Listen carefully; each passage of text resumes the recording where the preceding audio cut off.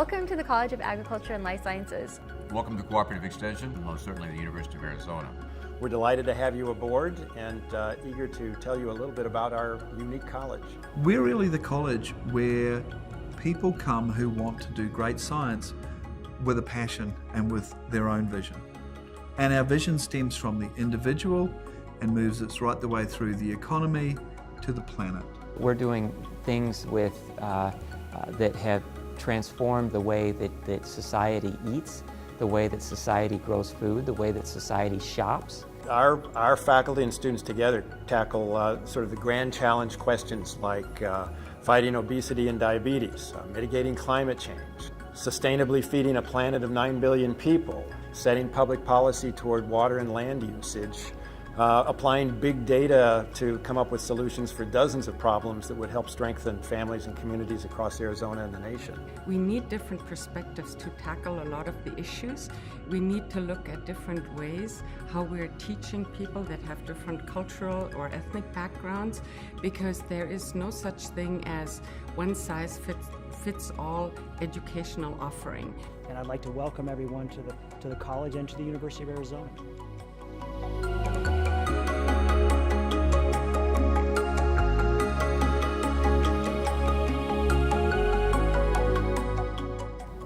Now, everybody's discipline is the most important discipline. Our entomologists, the most important thing in the world is insects. Our plant scientists, well, without plants, the world wouldn't exist. Our SWES people, soil, water, environmental science people, well, without the critical zone, well, none of this would exist. So everybody's really important, and everybody's equal important, but everybody's motivated with a purpose, a why, a mission. It's interesting to think about the Cooperative Extension Organization being functional and unique to a land-grant institution. The University of Arizona is a land-grant institution for the state of Arizona. These were originally formed in 1862 with the signing of the Morrill Act by Abraham Lincoln. So in 1862, the country was involved in an existential civil war. For 30 years before that, Senator Morrill had been trying to push this idea of taking advantage of our greatest natural resource, our people's minds and their ingenuity. Up until that point, no economic superpower in the world had taken advantage of its everyday people. You had to be from wealth or privilege or the clergy to be able to attend higher education, and that meant that only a small population of the country was really driving the economy forward. Lots of other people were working in factories, on farms and fields, but they didn't have the capacity, the capacity inside themselves to take that further, to start their own companies, to change law and policy, to be involved in global trade. Certainly the hallmark of land grants and the origin of them was to do research, move that into the state so that it could be used to solve real-world issues. Back in the late 1800s, that was agriculture. Today, it's a wide array of disciplines ranging from environmental sciences and climate sciences to health and human health and nutrition, to how do we feed the world. Abraham Lincoln's legacy would be America not just joining the ranks of global economic superpowers, but becoming the most powerful economic superpower the world's ever seen. In just 50 years after the Land Grant Act was signed, America was positioned to single-handedly enter and win a world war. And that's only because it had the economic power that derived from all these people that were educated in land-grant universities. There were no other public universities. These land-grant universities became models for our country's other great public universities. Extension is somewhat different than that. We need the expertise with people that we hire, but we're here with more mission-oriented direction to solve the problems of not what we feel is interesting, but what are the real problems and issues that are being addressed or in need out in the state. Therefore, our connections with communities, our relationships with communities is really key. And that's one of the things that sets Cooperative Extension apart from the rest of the college and the rest of the university. So these are three what you might call grand challenges that we see today: feeding the world, climate, and human health, which, you know, the College of Agriculture is very firmly entrenched and in fact are major research players in those three areas.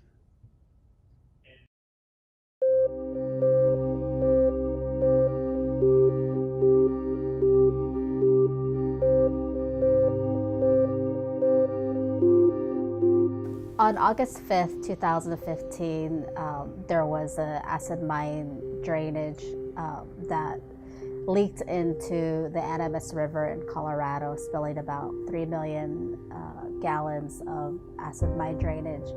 And it was seen by many people as a yellow river. The impacts that they experience from impacts to the environment are quite different because of their deep connection to the environment and their spirituality and cultural values. I immediately brought together a team of faculty and researchers to brainstorm on what kind of work we could do to address these questions.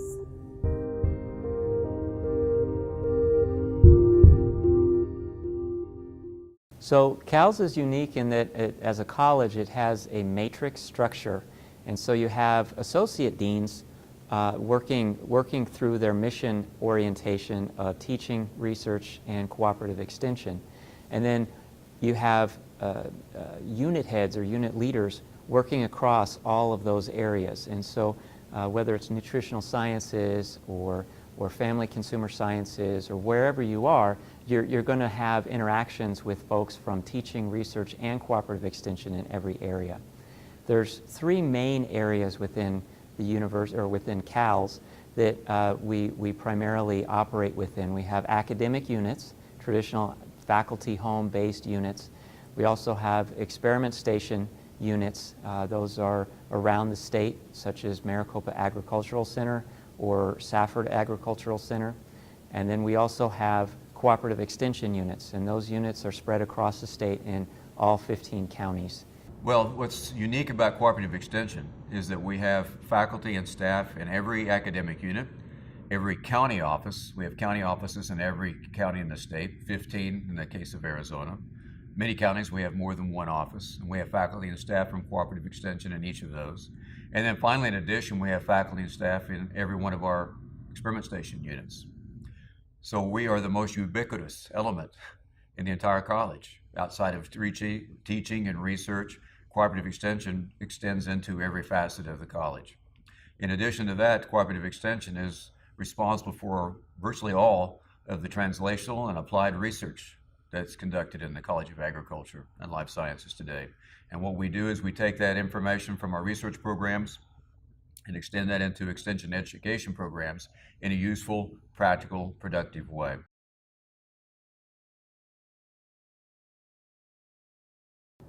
The goal of putting everything under the umbrella of Science at Work is to make sure that everyone in the state can understand CAL's contributions to the economic development of the state and the benefits of our degree programs. In terms of the range of academic programs, I think CALS is about as diverse a college as you're going to find anywhere.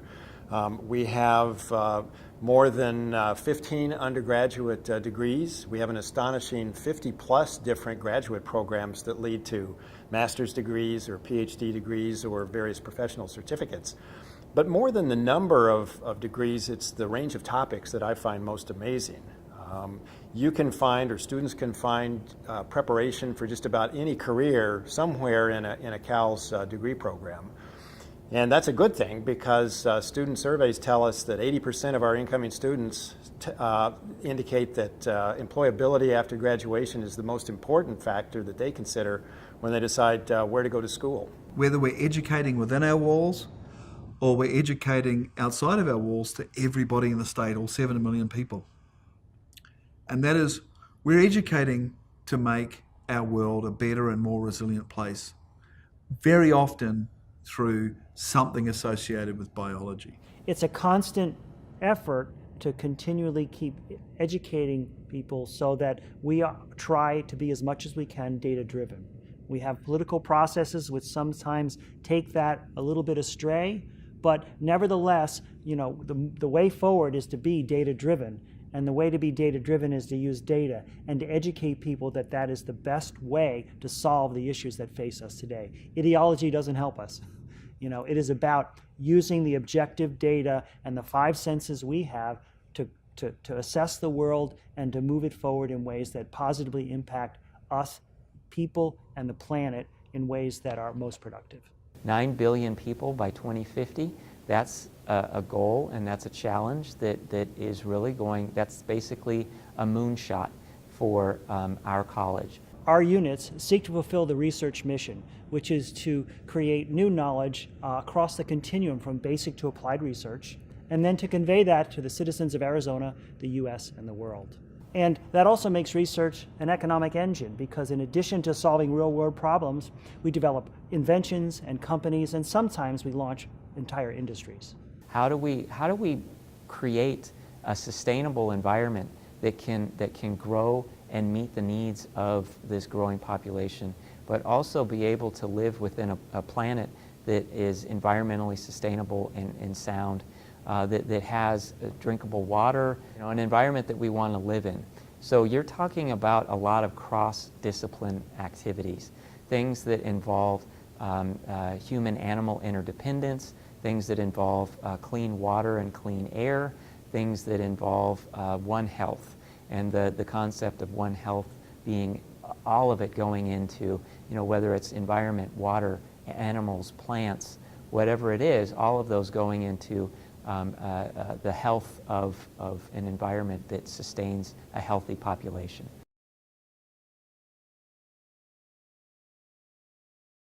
Of course, everyone wants to be successful.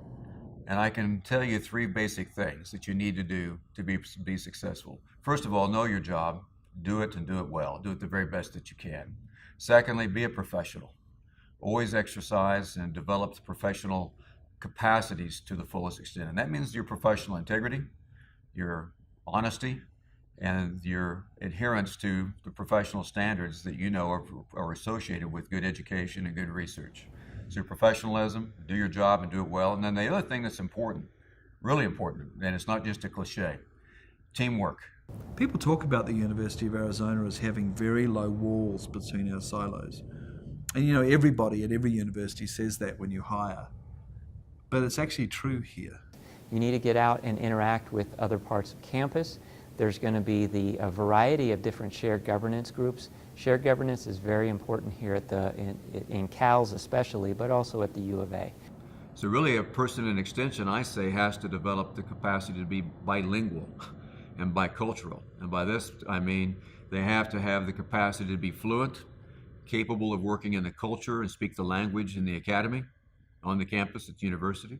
And then they have to also then transition, go out into the community and speak the language of the people in the community in the common vernacular, and be able to communicate science and information in a practical way. Our college is one of the first in the university to form a committee to address diversity in the 1990s, long before any other college has done anything about fostering different backgrounds, diversity of thought, diversity, cultural and ethnic diversity. We want to hear your opinions, and we want to use your experiences. My job today, and what motivates me today, and I think most of my colleagues, is our opportunity and our capacity to actually help and make the world a better place, one little bit at a time. And we can do that.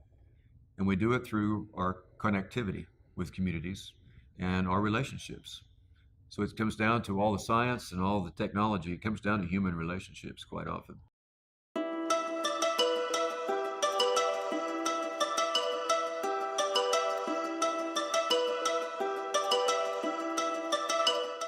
There are other places one could be that you go to your job every day, and maybe you do an adequate performance, but very few opportunities for actually changing someone's life. I would say that, come in, do your job well, learn about your job, see how it connects into the bigger whole. When you start to see how what you're doing is connecting into a larger initiative and a larger effort, whether that's within your unit or within all of CALS or the university, I think there's much more job satisfaction about what you're doing. So understanding the mission and the goals of what you're doing and why you're doing it are very important to job satisfaction.